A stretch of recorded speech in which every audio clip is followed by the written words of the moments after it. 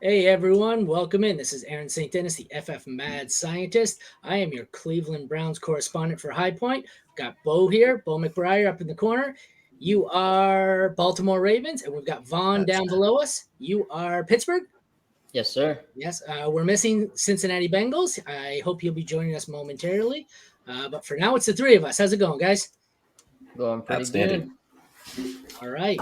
So I guess we'll get right into it. The big news of the day in the division is Deshaun Watson done for the year with shoulder surgery. This was kind of surprising. I know he was hurt, but I don't think anyone expected him to be gone for the year. And then, as I was saying earlier, the even more shocking part was that they announced it was Dorian Thompson Robinson as the new starter, and not PJ Walker. As teams on the other side of the ball here, what do you guys think? Are you guys salivating for the possibility of your defenses facing the rookie, or what are you guys thinking? Yeah, I mean it comes down to they want to get a glimpse of what their fifth round pick can do. And the Browns are a good team. We saw them come back against Baltimore last week. A little bit of luck involved, a little bit of Baltimore doing a very poor job of running the clock down the 4 minute offense. But DTR is, I mean, he's a personal friend of mine, so I'm going to always toot the horn for my guy. Good friend. He's really talented. He's very experienced. He was a 4 year starter at UCLA, three of which were under Chip Kelly. And anybody who can learn quarterback under Chip Kelly in college, that's going to be a big advantage as you go to the pro style offense. So his first start notwithstanding, I think that he has a future in the NFL ahead of him. Whether or not that happens this week and the next coming weeks remains to be seen. Did you, excuse me, did you meet him at the Senior Bowl, or is he legit like a friend of yours?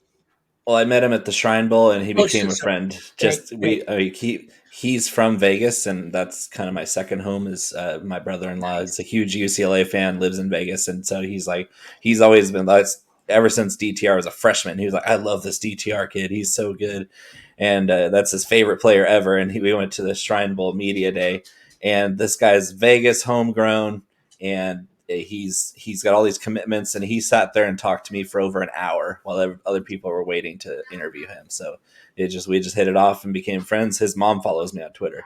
That's awesome. I think he's far more talented and has way more upside than Walker. It kind of Oh yeah, surprises me in the sense of this team looks to be in the playoff hunt. They looked for a playoff run. I kind of thought they'd play the safe route and go with a PJ Walker's kind of a Jimmy G game manager. Just keep it. I get it. He's not Jimmy G. He's not as good as Jimmy G. That should tell you all you need to know about PJ Walker. But I just kind of thought they played a little safer. Uh, this one's a little scary. I think that, like I said, the upside's there, and he could be awesome, but it might be a couple of bumpy games. I don't know. I know they've got Pittsburgh this week. I don't know who they have after that, but it's not necessarily the division I want to break in a rookie quarterback on. How about you there, Vaughn? What are you thinking? Man, injuries like this are always devastating. It hurts the fans. It hurts the team. And the Browns. I mean, Baker Mayfield finally came in there and turned them into a winning team. Finally having a winning season, and so all this past decade or two, or maybe even longer, just like seasons that got started at a very rough patch, or like they never went really good. They're actually having one this season. They're 6-3. They're almost, I think they're tied for second, I believe, or yeah, right? Yeah. Tied for second. And yeah, yeah, honestly, you could just hope that the rookie, or I think he's a rookie as well. Or yeah, is Dorian Thompson a rookie quarterback? Yeah, so you can yes. only hope that he comes in there and hits the ground running. Hopefully he's able to take the reins. But like you said, it may be a couple of bumpy games till we see what he's actually made of. But if he goes out there and shines bright, shout out to him. That's going to be amazing. He looked awesome in the preseason. Obviously, Yeah, defenses, but the potential's there. very high character person from just talking to him. Very hardworking, very down to earth, very athletically gifted. He's not a big guy. He's kind of a 6'1", 200 pounds. He's not a big quarterback, but he's very athletic. Got a great arm, very accurate arm. That what we haven't seen him do well so far in the league is make the decisions on time. Like the speed of the game still not there yet. Yeah. But as a 5th-round pick, I guess we couldn't expect much more than him. But they do have Pittsburgh, and then next week at Denver, which is a resurgent defense. But we've seen them get lit up pretty well this season before. Who knows how long they can keep up their streak alive.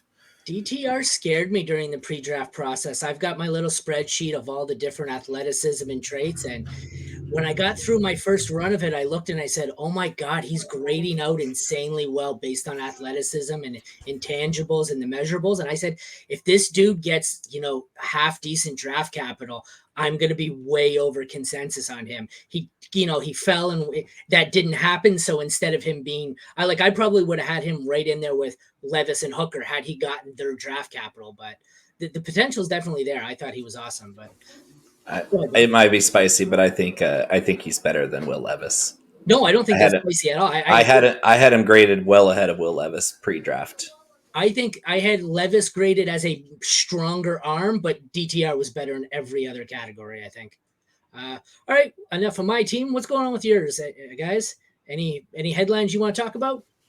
Yeah, the Steelers are making a bunch of roster changes, but it's all in-house. And I believe that they just decided to start Jalen instead of Najee Harris. That's where I was going to go. Yeah, that's pretty big. Fans made a big deal about it, but Matt Canada, apparently, him being on the sidelines instead of up in the booth, they prefer that. Didn't they announce Warren as the starter last week officially? And then it didn't really, it was still. It didn't leak out after the game. Yeah, I guess. It didn't leak out until after Sunday's game or Thursday's game. Oh, okay. Yeah, they asked him about it afterwards because they were wondering why Warren was out on the field first. And they were like, oh, we named in before the game when they released the game plan to the team. That was what they said was they told Jalen behind closed doors that he was a starter. And so it didn't come out until afterwards. Yeah, they couldn't be considerate and send out all the fantasy manager memo next time. We're starting. Well, if you weren't starting Jalen Warren over Najee Harris by now, then it's like the fantasy people knew it before. Fair enough. Coaches knew it. Yeah, so, I knew it last year. Jalen Warren was metrically off the charts compared to Harris. So Harris is dealing with the foot injury the whole season, so it was hard to tell who was actually better. But now that both of them are healthy and they're actually both playing really well this year. Warren just has more juice. He's not your short yardage type guy that Najee is. Najee is going to be a touchdown machine the rest of the season, but Jalen Warren does all the things right. He's more explosive. He's more exciting, and he's really picked it up as a blocker, which is why they've made this move. I wonder if Matt Canada finally just opened up all his Twitter DMs from all the fantasy managers saying, start Jalen Warren, you idiot, he's way better. And he's like, yeah, we made a coach's decision to do it. So how about you, Bo? Now we need to flood him with running more than 3 route concepts. Hey, Bo, what's going on with the Ravens? Anything we need to know about there? I mean, they're still one of the best teams in the league. They kind of pissed the game away. Literally, they had a 10-point lead with a couple minutes left, and instead of running the clock down, they went to get a first down to seal it. The ball bounces the wrong way, it goes to a pick 6, and then you get a late touchdown from Deshaun Watson to win the game. And I mean that's what happens in the league. All these teams are good. Even your worst teams in the NFL can beat the best teams on any given Sunday. The Browns are not quite as good as the Ravens, but they won that game, and they hung around long enough to see that end happen. So mad props to the Cleveland Browns for that win, but I still think the Ravens are the class of this division, and probably at least in the top 3 teams in the AFC with the Chiefs, and you could kind of go back and forth between a couple other teams, but Ravens they're going to be a formidable opponent the rest of the season for everybody because their offense and defense are both just top notch. They're scoring lots of points, and their defense up until last week was the top scoring defense in the NFL. So I think they're going to be fine. For fantasy, they're absolutely electric because there's so many guys you can plot into your starting roster. Lamar Jackson, Gus Edwards, Keaton Mitchell out of nowhere, 4 touches, and he still scores us double-digit fantasy points. You love to see it. You love to see a swing back who's an undrafted rookie out of East Carolina. He's Chris Johnson 2.0. And it's really nice to see a guy like that with Mark Andrews and Zay Flowers, who I also met at the Shrine Bowl. Just electric options all over the field. And just like I said, what I called it on our little show last week, Rashad Bateman with the comeback performance he looked pretty darn good last week. So start all the fantasy players on the Ravens. They're all going to pay off. It's good to be a Ravens fan. It's good to be a fantasy manager who drafted the Ravens heavily, knowing that Todd Monken was going to change the culture. I think the Browns faithful are going to crucify me for this, but I said I thought the Ravens might be the first or second best team in the AFC. I think it's probably the Chiefs. I could argue the Ravens. I said the Browns were right there too. This injury probably moves them down closer to 5 for me. I think the Bengals are still good as well. I think the Bengals are 3 or 4. Buffalo, I'm starting to worry about. So I think it might, the 3 of the top 4 teams in the AFC might be in this division. It's kind of scary. So. Yeah, Jacksonville, Miami are up there too, despite what we've seen from Miami in tough games. I still think they're going to be there. At the end of the day, you're going to have to slow them down. Oh, I think Miami gives me Chargers vibes, except with a little bit better offense. They seem to outscore. They seem like the team that's going to fold in the playoffs. I think they're better coached though by far. But yeah, that's fair. That couldn't be much worse. But all right, I guess moment of truth time. Who do you think wins this division? You want to start with you, Vaughn? Yeah. If I'm not allowed to, I can't just say my team, I guess, but I'd have to go with the Ravens hands. Yeah. Oh, well, all right. I want the Steelers to win the division, but I really do believe that the Ravens are going to win it. They're only one game back. It's definitely up. And it's a close one. Yeah. It's going to be a tough one to like who actually wins the divisions. And it might even just come out to like within the actual division, like they might hold the same, all the teams might hold the same records, but it's going to be like who won the most division games. Right. Yeah, and overall it's really close because you have the Bengals at 5-4 in last place somehow, and you have the Steelers and Browns facing each other this week at 6-3, and the Ravens just a half game ahead at 7-3. They haven't had their bye yet. That'll be tough in the fantasy playoffs watching the Ravens sit on the last week of the regular season of the fantasy.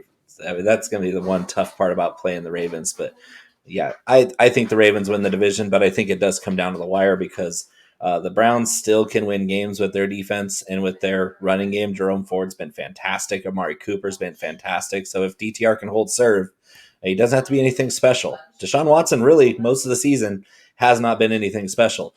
This team is winning with the whole mob. It's a whole collective effort. That's why they're 6-3. It's not because of Deshaun Watson. It's because the whole team has been good. Myles Garrett, Defensive Player of the Year runaway this year. So we all going Ravens then as the division winner? Yeah, I think so. Well, yeah. It's the safest pick. How many teams make the playoffs? I think 3 in this division. I mean, not overall. Yeah, no, I'm gonna have to go with 3 as well. The 3 sitting at the top right now. Yeah, if the Dolphins and the Jaguars weren't also sitting at 6-3, I would say all 4 of them would, because the Bengals are riding hot right now. And the only thing holding the Bengals back is their defense, because Joe Burrow's going to bring it. Jamar Chase, that offense is lights out. Their defense needs to get better if they're going to make the playoffs, but it could happen. They're only one game back of that last wild card spot. Got a lot of football to play. Anything can happen.